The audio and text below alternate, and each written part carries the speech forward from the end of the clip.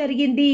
కానీ నేను ఏర్పరచుకున్న కొంతమందినే నేను ఏర్పరచబడి వారి జాబితాలో ఈరోజు దేవాది దేవుడు మనని ఉంచుకున్నందుకు ఆయన నామానికే మహిమ కలుగును గాక. ఇంకా ఆయన ఏమంటుండంటే, నేను ఐగుప్తీయులకు కలగజేసిన రోగములలో ఏదియు మీకు రానియ్యను. ఆనాడు ఐగుప్తులలో ఫరో హృదయం కఠినమైపోయినప్పుడు భయంకరమైన తెగుళ్ళ చేత దేవాది దేవుడు ఐగుప్తులని శిక్షించడం జరిగింది. ఎన్నో రకాలుగా మిడతలుగా, కప్పలుగా, ఎన్నో రకాలుగా ఆ యొక్క వడగండ్ల రూపంలో, దుమ్ము రూపంలో, చర్మవ్యాధి రూపంలో, గడ్డల రూపంలో ఎన్నో రకాల తెగులు చేత ఐగుప్తులని దేవాది దేవుడు వారిని శిక్షించడం జరిగింది. అయితే దేవుడు ఏమంటుండంటే, ఐగుప్తులో కలగజేసిన రోగములలో ఏదియు మీకు రానియ్యా. ఎప్పుడైతే మీరు నా మార్గములలో నడుస్తారో, నా మాటలు విని నా యందు భయభక్తులలో కలిగి ఉంటారో, లోకంలోకి సంభవించేది ఏది మీకు సంభవించది. దేవుని నామానికి మహిమ కలుగును గాక. గడిచిన దినాలలో దేవాది దేవుడు ఒక 5 రోజుల నుంచి దేవుడు ఇదే విషయానికి మనకు బయలుపరిచిండు. రాబోవు విపత్తి గురించి, రాబోవు తెగులు గురించి, రాబోవు ఉగ్రత గురించి, ఏ విధంగా తీర్పు జరగబోతుందో, ఏ విధంగా దేవుని యొక్క తీర్పు వెళ్ళబోతుందో, అది తెగులు రూపంలో ఏ విధంగా అది రాబోతుందో దేవాది దేవుడు గడిచిన వారంలో బయలుపరచడం జరిగింది. ఎప్పుడైతే దేవాది దేవుడు బయలుపరచడం జరిగిందో అప్పటి నుంచి ఇప్పటి వరకు మనము సంఘంగా కూడి ఎడతెగక ప్రార్థించడం జరుగుతుంది. ఎందుకంటే ఈ యొక్క వాగ్దానం మన కోసమే. ఐగుప్తులోకి వచ్చిన ఏ రోగము, ఏ తెగులు మీకు రానియ్యను నేను, ఎందుకంటే మిమ్ములని నేను ఎన్నుకొని ఏర్పరచుకున్నాను కాబట్టి ఈ లోకంలో సంభవించేది మీకు ఏది సంభవించది అని దేవాది దేవుడు ఈ యొక్క వాగ్దానం కోసం మనని సిద్ధపరిచినందుకు ఆయన నామానికే మహిమ కలుగును గాక. నిజంగా దేవుడు ఈరోజు మనతోనే మాట్లాడుతుండు, మన పక్షంలో మాట్లాడుతుండు. ఆయన నామానికే స్తుతి కలుగును గాక. ఇంకా ఆయన ఏమంటుండంటే, నిన్ను స్వస్థపరచు యెహోవాను నేనే అనేను. అవును, దేవాది దేవుడు ఆ తెగులు రాకముందే, ఆ కాటకం రాకముందే, ఆ కీడు రాకముందే, ఆ విపత్తు రాకముందే, ఆ భయంకరమైన స్థితి గుండా మనము ఇంకా వెళ్ళలేదు. కానీ ఎప్పుడైతే ఆయన మాట విని ఆయన యందు భయభక్తులతో ఆయన ఆజ్ఞని పాటించి మనం ఈ ప్రార్థనలను ప్రతిష్ఠించుకున్నప్పుడు దేవుడు ఈరోజు మనకు వాగ్దానం ఇవ్వడం జరిగింది. ఏమని వాగ్దానం ఇస్తుండంటే, నిన్ను స్వస్థపరచు యెహోవాను నేనే అనేను. అవును, లోకంలో సంభవించది ఏది మీకు సంభవించది, ఏది నేను మీకు సంభవింపనియ్యా. ఎందుకంటే నేను మిమ్మల్ని స్వస్థపరిచేసిన ఆ యొక్క తెగులు కానీ, ఆ యొక్క కాటకం కానీ, ఆ యొక్క కీడు కానీ, ఆ యొక్క విపత్తు కానీ మీకు అంటనే అంటది, మీకు సోకనే సోకది, దాని ప్రభావం మీపై ఉండనేరదు అని దేవాది దేవుడు సెలవిస్తుండు. ఇంకా ఏమంటుండంటే, తర్వాత వారు ఎలిమోనుకు వచ్చిరి. అక్కడ 12 నీటి బుగ్గలను 70 ఈత చెట్లుండను. వారు అక్కడనే ఆ నీళ్ళ యొద్ద దిగిరి. దేవుని నామానికి మహిమ కలుగును గాక. ఈరోజు దేవుడు మనని ఎట్లా దీవించబోతుండో నేను అందుకే అన్న, చూడండి, ఇది శారీరక స్వస్థత గురించి మాట్లాడుతుండా దేవుడు, లేకుంటే మరి ఆర్థికపరమైన స్వస్థత గురించి మాట్లాడుతుండా, మానసిక స్వస్థత గురించి మాట్లాడుతుండా? ఫస్ట్ దేవుడు మాట్లాడేటప్పుడు ప్రతి ఒక్కరికి ఇది శారీరక స్వస్థత గురించే మాట్లాడుతుండు. స్వస్థపరచడము అంటే దేవుడు ఆరోగ్యం ఇస్తుండు, మన వ్యాధుల నుంచి మనం స్వస్థపరచబోతుండు. ఓకే, ఇది ఫిజికల్లీ హీలింగే, ఇది శారీరక స్వస్థతనే అని మనం అందరం అనుకున్నాం. కానీ దేవాది దేవుడు చూడండి, శారీరక స్వస్థతల నుంచి ఆర్థికపరమైన స్వస్థతలోకి దీవెనలలోకి మనం తీసుకొచ్చినందుకు ఆయన నామానికే స్తుతి కలుగును గాక. ఇక్కడ ఏమని రాయబడిందంటే, ఏమంటుండంటే, తర్వాత వారు ఎలీమునకు వచ్చిరి. ఎక్కడొచ్చిండ్రు? వాళ్ళు స్వస్థపరచబడ్డాక వాళ్ళు ఎక్కడికి వచ్చిండ్రంట? వాగ్దత్త స్థలంలోకి దేవుడు వాళ్ళని నడిపించడం జరిగింది. వాగ్దత్త స్థలంలోకి వాళ్ళు రావడం జరిగింది. వాళ్ళు వాగ్దత్త స్థలంలోకి వచ్చినాక ఏ విధంగా దీవింపబోతుండ్రో దేవాది దేవుడు ఈ ప్రార్థనల తర్వాత, ఈ లోకంలోకి వచ్చే ఈ విపత్తి తర్వాత, ఈ విపత్తి తప్పింపబడినాక ఏ విధంగా మనని దీవింపబోతుండో, ఈ ప్రార్థనలలో పాల్పంపులు పొందుకున్న వారికి ఏ విధంగా మొట్టమొదట ఐగుప్తులో సంభవించిన ఏదియు మనకు సంభవించది. అంటే ఈ లోకంలో సంభవించేది ఏది మనకు సంభవించదు. ఏ తెగులు, ఏ రోగము మనకు సంభవించది అని మొట్టమొదటిగా చెప్పిండు. రెండవదిగా ఏం చెప్పిండు? నిన్ను స్వస్థపరచువాడు నేనే. ప్రతి విషయంలో నిన్ను స్వస్థపరచబోతున్నా. అది శారీరక స్వస్థత కాదు. శారీరక స్వస్థత ఇంకా మనకు లేదు. ఆ కీడే మనకు వాటిల్లకపోతే, ఆ రోగమే మనకు రాకపోతే ఇంకా మనకు అది ఫిజికల్లీ హీలింగ్ ఎట్లయితుంది? ఇక్కడ దేవుడు ఏమంటుండంటే నిన్ను స్వస్థపరచు యెహోవాను నేనే అనెను. తర్వాత వారు ఎక్కడికి వెళ్ళిండ్రు? ఈ తెగులు తర్వాత, ఈ యొక్క కీడు తర్వాత దేవుడు మనల్ని ఎక్కడికి తీసుకుపోతుండో ఇక్కడ రాయబడింది. ఏమంటుండంటే తర్వాత వారు ఎలీమునకు వచ్చిరి. ఆ తర్వాత మనం అందరము ఆ ఐగుప్తు చెరను చెరగా పట్టుకొని పోయి దేవుడు ఆ కీడు, ఆ విపత్తు, తీర్పు జరిగినాక తర్వాత ప్రతిదీ నిమ్మలమైనాక దేవుడు మనల్ని ఎక్కడికి తీసుకెళ్తుండంట? ఎలీమునకు దేవుడు మనం తీసుకువెళ్ళినాక ఏం జరుగుతుందంట? అక్కడ 12 నీటి బుగ్గలను 70 ఈత చెట్లు ఉండెను.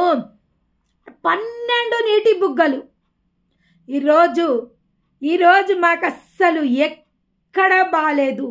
ఆర్థిక పరంగా బాలేదు, శారీరకంగా బాలేదు, మానసికంగా బాలేదు. ఏ విషయంలో మాకు వృద్ధి లేదు, ఏ విషయంలో మాకు సౌఖ్యం లేదు, ఏ విషయంలో మాకు సంతోషం లేదు, ఏ విషయంలో మాకు ఆశ లేదు అని ప్రతి ఒక్కరితో దేవాది దేవుడు ఏమంటుండంటే మన కడుపులో నుండి ఏం పాడు చేస్తాడు దేవుడు? జీవ జలములను పారజేస్తా అని చెప్పిన దేవుడు. కానీ ఇక్కడ మనకి ఏమిస్తుండంట? ఆయన 12 నీటి బుగ్గలను ఇవ్వబోతుండు. దేవుని నామానికి మహిమ కలుగు. 12 ఎందుకన్నాడు? ఎవరన్నా చెప్పగలుగుతారా? 12 ఎందుకంటే ఒక్కొక్క మాసము 12 మాసములకు 12 దీవెనలు దేవుడు మనకి ఇవ్వబోతుండు. దేవుని నామానికి మహిమ కలుగును గాక. అంటే ప్రతి ఒక్క నెల మనని దేవాది దేవుడు దీవెనలోకి తీసుకుపోతుండు. ప్రతి ఒక్క నెల ఒక ఆశీర్వాదంతో మనం నింపబోతుండు. ఏ ఒక్క నెల మనము ఖాళీగా ఉండలేము. ప్రతి ఒక్క నెల దేవుని యొక్క అద్భుతాన్ని మనం చూడబోతున్నాము. దేవుని యొక్క ఆశ్చర్య కార్యాన్ని చూడబోతున్నాము. దేవుని యొక్క మహత్కార్యాలని మనము చూడబోతున్నాము. అంటే ఇంకా 24/7 365 days we are blessed in the name of Jesus Christ of Nazareth. అంటే 365 రోజులు మనని దీవెనలతో ఆయన కప్పబోతున్నందుకు ఆయన నామానికి మహిమ కలుగును గాక.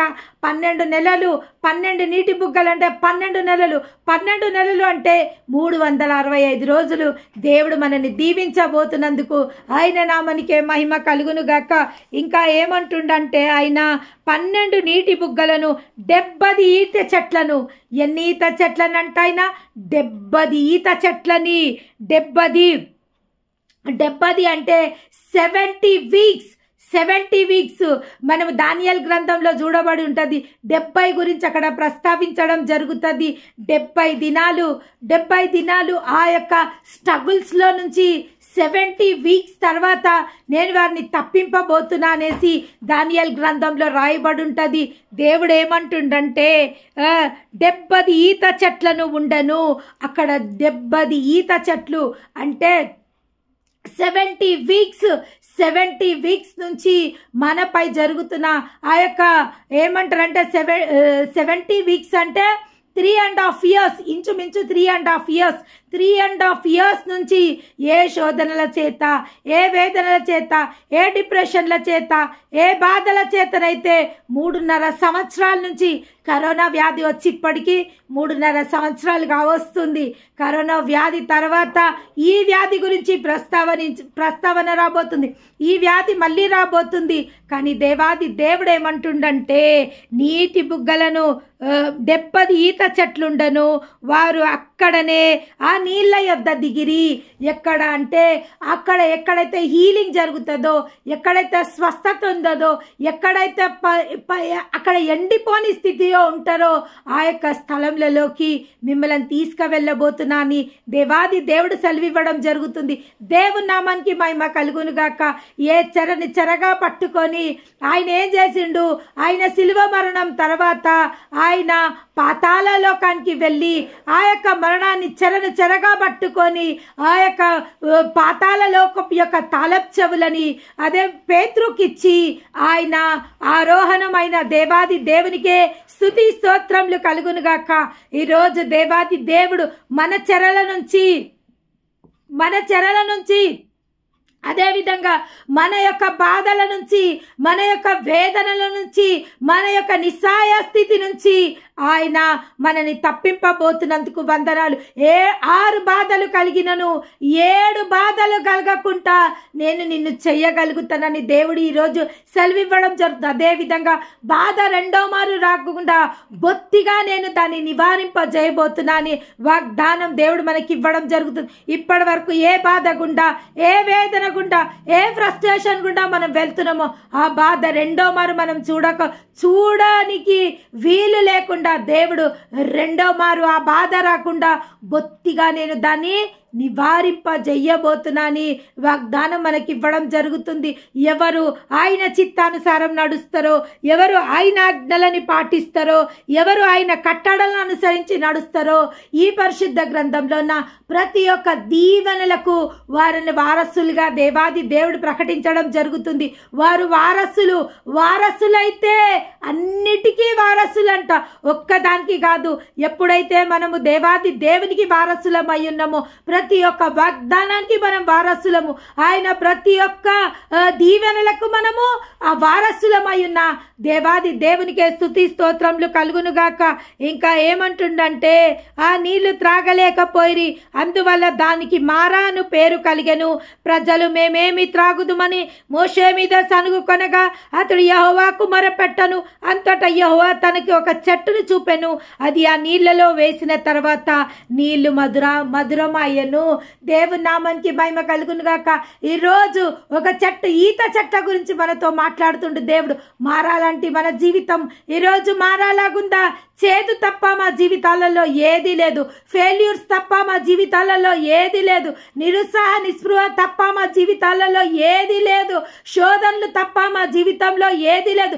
డిప్రెషన్ తప్ప మా జీవితంలో ఏది లేదు. ఫ్రస్ట్రేషన్ తప్ప మా జీవితంలో ఏది లేదు అని ఎవరైతే వాపోతుండ్రో, ఎవరైతే బాధపడుతుండ్రో, ఎవరైతే అంగలారుస్తుండ్రో వాళ్ళతోనేమంటుండంటే, నేను ఒక చెట్టుని చూపెట్టబోతున్నా. ఆ చెట్టు ఎప్పుడైతే మీ జీవితంలోకి వచ్చితో మీ చేదైన జీవితాన్ని మారాలంటే మీ అనుభవాన్ని మధురంగా నేను మార్చబోతున్నా. ఆ జీవ వృక్ష ఫలమైన యేసయ్య ఈరోజు మనని దర్శించబోతుండు, మనలోకి రాబోతుండు, మన స్థితిని మార్చబోతుండు, మన పరిస్థితిని మార్చబోతుండు. మారాలంటే మన జీవితాన్ని మధురంగా మార్చబోతున్నా. యేసయ్యకే మహిమ కలుగును గాక. ఆయన దయ ఆయుష్కాలము నిలుచును అని సెలవిచ్చిన దేవుడు ఈరోజు ఈ సమయంలో మనందరి జీవితాలలో ఆయన గొప్ప అద్భుతాలను, ఆశ్చర్య కార్యాలను చేయబోతున్న దేవాది దేవునికి మహిమ కలుగును గాక. ఇంకా ఏమంటుండంటే, మధురంలాయను అక్కడ ఆయన వారికి కట్టడను విధులను నిర్ణయించి అక్కడ వారిని పరీక్షించి, మీ దేవుడైనా దేనికి ఇవంతా వస్తున్నాయి? దేవాది దేవుడు దేనికి ఇవన్నీ? ఈ యొక్క బాధల గుండా, ఈ యొక్క వేదనల గుండా, ఈ యొక్క డిప్రెషన్ల గుండా, ఈ యొక్క ఫ్రస్ట్రేషన్ల గుండా దేవుడు మనని ఎందుకు తీసుకువెళ్తుండంటే, ఇక్కడ మన జీవితంలో పరీక్ష జరుగుతుందంట. ఇక్కడ ఏమంటుండంటే, అక్కడ వారికి పరీక్షించి ఇవన్నీ ఇవన్నీ దేనికి జరుగుతున్నాయి? మనని పరీక్షించడానికి జరుగుతుంది. మనం మారాలంటే జీవితాన్ని మధురంగా మార్చడానికి ఇవన్నీ జరుగుతున్నాయి. అదేవిధంగా 12 కాపులు మనం ఫలించడానికి ఇవన్నీ జరుగుతున్నాయి. అక్కడ 12 నీటి బుగ్గలని మన జీవితాలలో 12 నీటి బుగ్గలను అనుమతించడానికి 70 ఈత చెట్లని ఆయన అనుమతించడానికి ఇవన్నీ జరుగుతున్నాయని దేవాది దేవుడు సెలవివ్వడం జరుగుతుంది. ఆయన నామానికే మహిమ కలుగునుగాక. ఇదిగో నేను ఆకాశం నుండి మీ కొరకు ఆహారముని కురిపించదను. వారు నా ధర్మశాస్త్రములు అనుసరించి నడుతురో లేదో అని నేను వారిని పరీక్షించినట్టు ఈ ప్రజలు వెళ్ళి ఏనాటి భత్యం ఆనాడు కూర్చుకొనవలను, మరియు 6 దినములు వారు తెచ్చుకొనిన దాన్ని సిద్ధపరచుకొనవలను. వారి దినమును కూర్చుకొనుట కంటే అది 2 అంతలై ఉండవలెనని. అప్పుడు మోషే అహరోను ఇశ్రాయేలీయులతో, యెహోవా ఐగుప్తు దేశంలో నుండి మిమ్ములని బయటికి రప్పించనని సాయంకాలమందు మీకు తెలియబడెను. దేవుని నామానికి మహిమ కలుగునుగాక. దేవాది దేవుడు మనని బయటికి తీసుకొచ్చిండు. ఐగుప్తు దాస్యత్వంలో నుంచి మనని బయటికి తీసుకొచ్చిండు అని మనకు తెలవడానికి దేవుడు ఏమంటుండంటే, ప్రతిరోజు కావలసిన భత్యముని నేను మీకు అనుగ్రహించబోతున్నా. ఇంకా 2 అంతలు గల భత్యముని మీకు అనుగ్రహించబోతున్నా. మీరు అది కూర్చుకొని ఏ నాటికి మీకు అనుగ్రహింపబోతున్నా. దేని విషయంలో ఈరోజు మనము ఫ్రస్ట్రేట్ అయిపోయి ఉన్నామో, దేని విషయంలో మనం డిప్రెస్డ్ అయిపోయి ఉన్నామో, దేని విషయానికి మనం వేదనతో, దేని విషయంలో మనం బాధ కలిగి ఉన్నామో, దేవాది దేవుడు ఈరోజు మనతో సూటిగా స్పష్టంగా మాట్లాడడం జరుగుతుంది. నీ యొక్క భక్తిని, నీ యొక్క ధర్మ విధులను, నీ యొక్క ప్రేమను నేను చూసినా అని దేవాది దేవుడు మనతో ఈరోజు సెలవివ్వడం జరుగుతుంది. మనము ఎప్పుడైతే మనము ఆయన ధర్మ కార్యములను, ఆయన కట్టడలను, ఆయన ఆజ్ఞలను, ఆయన విధులని పాటించు వారమై ఎప్పుడైతే మనం ఉన్నామా లేదా అని దేవుడు ఈరోజు మనల్ని పరీక్షించడం జరుగుతుంది. కానీ దేవుడు ఏమంటుండంటే, నేను పెట్టిన పరీక్షలో మీరందరూ స్థిరంగా ఉన్నారు. మీరందరూ నేను పెట్టిన పరీక్షలో మీరు ఏమంటారంటే నాకు అనుగుణంగానే ఉన్నారు. కాబట్టి నేను మిమ్మల్ని దీవించబోతున్నా. నేను మీకు ఈ లోకంలో సంభవించేది ఏది మీకు సంభవించకుండా మిమ్మల్ని ప్రిజర్వ్ చేయబోతున్నా. మిమ్మల్ని నేను దీవింపబోతున్నా. ఏది మీకు ఎంత మాత్రము హాని కలగది. ప్రతి ఒక్క అవసరతను నేను తీర్చాలని నేను సిద్ధమైపోయి ఉన్నా. ఆనాడు మీకు ఏది కావాలో నేను ఇవ్వడానికి సిద్ధమైనా. ఒకవేళ మారాలాంటి అనుభవాల గుండా మీరు వెళ్తుండ్రా, మారాలాంటి అనుభవాలని నేను మధురంగా మార్చబోతున్నాను. దేవాది దేవుడు మనతో సెలవివ్వడం జరుగుతుంది. ఆయన నామానికే మహిమ కలుగును గాక. అవును, ఆయన మాట వినడం మనకు దీవెనకరము. ఆయన మార్గంలో నడవడము మనకు దీవెనకరము. ఆయన చెప్పినట్టు చేయడము మనకు దీవెనకరము. ఎప్పుడైతే ఈ విధంగా ఆయన యందు భయభక్తులు కలిగి మనం జీవిస్తామో మన జీవితాలలో ఏ మేలు కొద్దవై ఉండదని సెలవిస్తున్న దేవాది దేవునికే స్తుతి స్తోత్రములు కలుగునుగాక. 12 కాపులతో దేవుడు మనం దీవించబోతుండు. ఏ కీడైతే మనకు వాటిల్లో పోతుందో ఆ యొక్క కీడు నుంచి ఆయన తప్పింపబోతుండని జలముల యొద్ద మనని తీసుకువెళ్ళబోతుండు. ఇంతకుముందు ప్రళయం వచ్చినప్పుడు, ఇంతకుముందు లోకమంతా కరోనా అనే వైరస్, భయంకరమైన వైరస్ మన దేశాన్ని, ప్రపంచాలని 3.5 సంవత్సరాలు అంటే 70 వారాలు ఈ యొక్క లోకంని అది శోధించడం జరిగింది. అప్పుడు ఎంతో విపత్తి, ఎంతో కీడు, ఎంతో నష్టము, ఎంతో బాధ, ఎంతో వేదన గుండా ఈ లోకం వెళ్ళింది. కానీ దేవాది దేవుడేమంటుండంటే, అటువంటి స్థితి మళ్ళా రాబోతుంది. కానీ నేనేం చేయబోతున్నా, మీకు ఏమివ్వబోతుండంట ఆయన. అటువంటి స్థితి మళ్ళీ వచ్చినా కానీ ఆయన ఏమివ్వబోతుండు, మనకి ఏమివ్వబోతుండంటే నీళ్ళ యొద్ద. వారు అక్కడనే ఆ నీళ్ళ యొద్ద దిగిరి.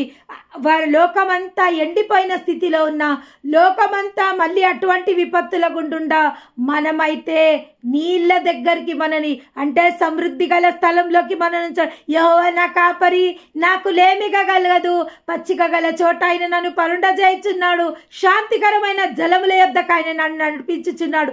దేవాది దేవుడు శాంతికరమైన జలముల యొద్దకు మనని నడిపియబోతుండు.